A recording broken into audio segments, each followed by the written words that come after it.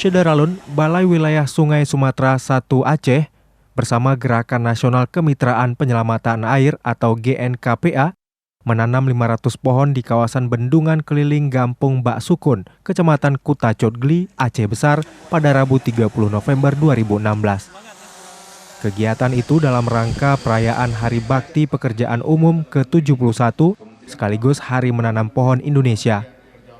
Di antaranya pohon mangga, asam jawa, nangka, dan pohon berkabium lainnya, yang nantinya agar mampu mengurangi pemanasan global sekaligus menjaga ketersediaan air di kawasan ini. Jadi kekhawatiran tadi penanaman pohon ini tidak bisa mengimbangi pengurangan pohon dengan penebangan pohon, maka kementerian inilah yang menjadi bertanggung jawab untuk mengelola itu supaya ada keseimbangan bila perlu dan diharapkan bisa lebih banyak yang ditanam daripada yang sekarang. Acara dilanjutkan dengan penanaman pohon yang diwakili pejabat Kementerian PUPR, Gubernur Aceh, Bupati Aceh Besar, Dinas Kehutanan Aceh, dan instansi lainnya, serta mahasiswa juga ikut dalam kegiatan menanam pohon tersebut.